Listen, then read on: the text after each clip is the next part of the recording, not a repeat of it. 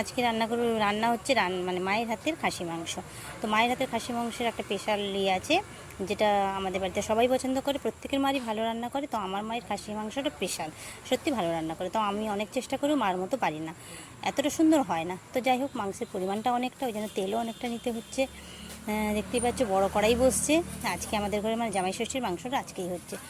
তো অনেক বড়ই করে দেখতেই পাচ্ছ, তেলটা নিয়ে নিয়েছি। আর মা রান্না করে না, অনেকটা ধৈর্য ধরে রান্না করে, আর মানে তার জন্য একটু নিখুঁত না হয়, মানে একটু খুঁত না হয়, পুরো নিখুঁত করতে হবে। দিয়ে তেলের মধ্যে কাঁচা শুকনো লঙ্কা দিচ্ছে। শুকনো লঙ্কাকে বললেও যেন একবারে কালো হয়ে যায়, মানে তেলটা গরম হওয়ার আগে আমরা কী করি, অনেক সময় ধৈর্য থাকে না, পেঁয়াজ দিয়ে দিই।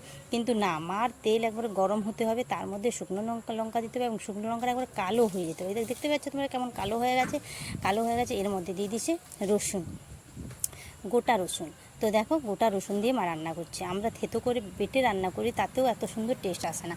আমার মা স্পেশাল করে যে গোটা রসুন। তো দেখতে পাচ্ছ তেলের উপর গোটা রসুনই দিয়ে দিয়েছে পরিমাণ মতো। এর মধ্যে রসুনটা দেওয়ার পরই পেঁয়াজ দিয়ে দিয়েছে। তো পেঁয়াজটা দিয়ে ভালোভাবে নাড়তে থাকবে, একটু ব্রাউন কালার আসবে, ভাজা ভাজা হবে। তো পেঁয়াজের পরিমাণটাও অনেকটা। তো মার আবার অনেক রকম থাকে, পেঁয়াজটা এদিকে কাটতে হবে, ওই রকম হবে না, সেরকম হবে না, মানে একটু যেন তো রান্নায় সবজি কাটাটাও যেন তার মানে নিখুঁত হওয়া চাই।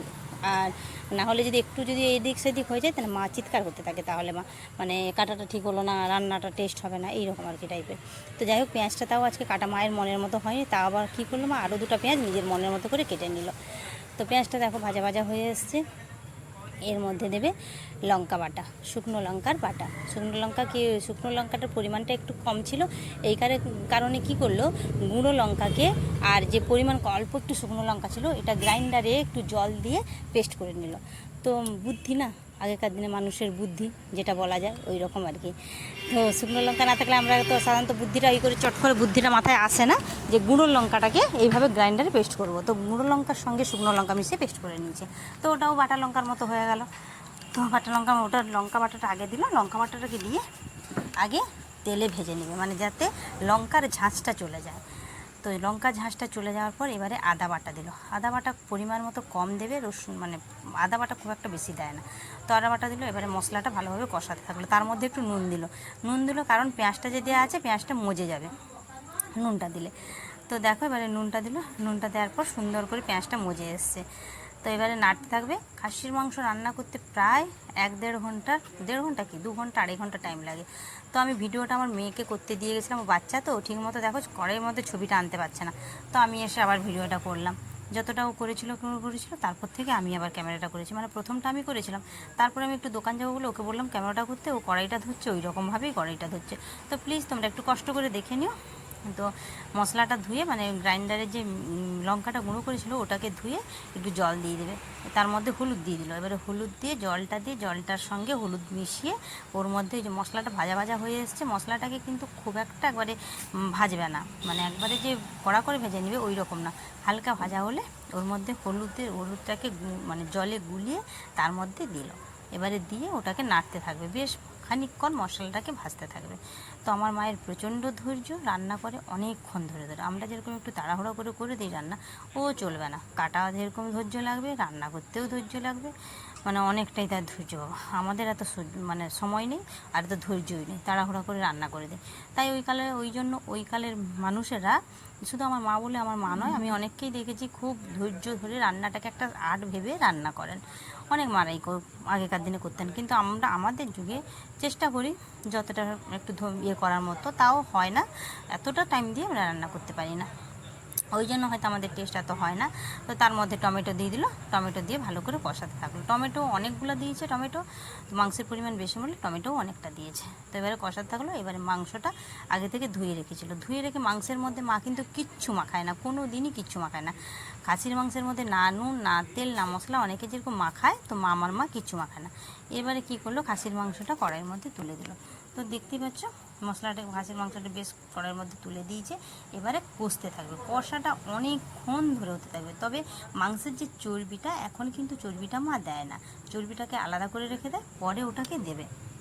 আর আলুও দেয় না, আলুটাকে কাঁচা আলু ব্যবহার করে, আলুটাকে যে ভেজে নেবে তা নয়, আমরা ভেজে নিই আলুটাকে, মা কিন্তু ভাজে না, আলুটাকে আলাদা করে রেখে দিয়েছে। তো এবারে দেখো অনেকক্ষণ ধরে মাংসটায় কষাতে হবে। এই কষানোর সময় মাংস সেদ্ধও হয়ে যাবে আর মশলাটাও সুন্দর করে হয়ে যাবে। তো প্রায় 1-1.5 ঘন্টা ধরে মাংসটাকে হিট কমিয়ে কমিয়ে কমিয়ে কষাতে থাকলো। বাবা ধৈর্যও বটে। আমি যতবার আসলাম যে মা কষা হয়েছে, না হয়নি, আবার আসলাম একটু পরে মা কষা হয়েছে, মানে কষা হয়েছে জিজ্ঞাসা করছি কেন, একটু টেস্ট করবো বলে। কিন্তু মা তার হয়ইনি কষা, অলরেডি কষাতেই আছে 1 ঘন্টা ধরে। বাবা ধৈর্য নিয়ে আর তারপরে অনেকক্ষণ পরে এসে দেখলাম হয়েছে, যাই হোক কষানো অনেকটাই যাই হোক হয়েছে। তো দেখো, তাতেও মাকে বললাম যে একটু কষানো হয়েছে মা, বললো না এখনও অনেক বাকি আছে, জল বেরিয়েছে। তো দেখো অনেকটাই জল বেরিয়েছে খাসির মাংসের মধ্যে থেকে। তো কারণ ওই জলটা যতক্ষণ না শুকায় ততক্ষণ তোমার রান্না কমপ্লিট হয়, মানে কষানো কমপ্লিট হয়নি। জলটা যেন একবারে শুকিয়ে যাবে, মাংসের মধ্যে যে জলটা থাকে ওই জলটা, এবং ফুল হিট বাড়িয়ে কিন্তু মা জলটা শুকালো না, মা হিটটা কমিয়েই জলটা শুকালো। তাতে কি হলো, মাংসটা সুসিদ্ধ হয়ে গেল এবং মশলাটা যতটা কাঁচা ছিল সুন্দর করে হয়ে গেল। তো এখন আলু দেয়নি, আলুটাই দেখো কাঁচাই রেখেছে, আলুটা পরে দেবে। তো আলুটা মানে এখনও দেবে না, অনেক দেরি, কষানোর লাস্ট মাথায় আলুটা দেবে। এই যে কতটা জল বেরিয়েছে দেখতে পেয়েছো, দেখেই বুঝতে পেরেছো কতটা তোমার জল বেরিয়েছে। তো যাই হোক অনেকটা জল বেরিয়ে গেছে। তো বন্ধুরা দেখতে পাচ্ছ। তো যাই হোক এদিকে কষানো হোক, এখন ভিডিওটা আমি করছি ওই জন্য তোমরা এত সুন্দর দেখতে পাচ্ছ। মাঝখানে ভিডিওটা দেখতে পেয়েছিলে না কেন, খারাপ হয়েছিল, প্লিজ একটু ধৈর্য করে দেখে নিয়ে, ধৈর্য ধরে। তো ওইটা বানিয়েছিল আমার মেয়ে, তাকে বলে গেলাম যে ভিডিওটা একটু ভালো করে করবি, তো ও এমন করলো এদিক সেদিক করে ভিডিও বানাতে থাকলো, মানে করার দিকে অর্ধেক করেই দেখা যায়নি। তো প্লিজ আমি ক্ষমা চেয়ে নিচ্ছি, সরি, বাচ্চা মেয়ে ভিডিও করেছে ওই জন্য একটু কষ্ট করে দেখে নিও, প্লিজ প্লিজ প্লিজ একটু কষ্ট করে দেখে নিও। মানে এমনই কী বলবে বলো, কার উপর ভরসা করে দেবে, মানে নিজে যেটা করবে না ওইটা তুমি কোনো দিকে তাকাতে পারবে না। তো আলুটা লাস্ট মাথায় দিয়েছে। তো দেখতে পেচ্ছ আলুটা কখন দিয়েছে, দেখতে পেয়েছি এখনও কিন্তু চর্বি মা দেয়নি। তো আলুটা লাস্ট মাথায় দিয়ে কষিয়ে জল দিয়ে দিয়েছে, এবারে জল দিয়ে ভালো করে ফুটতে দেবে।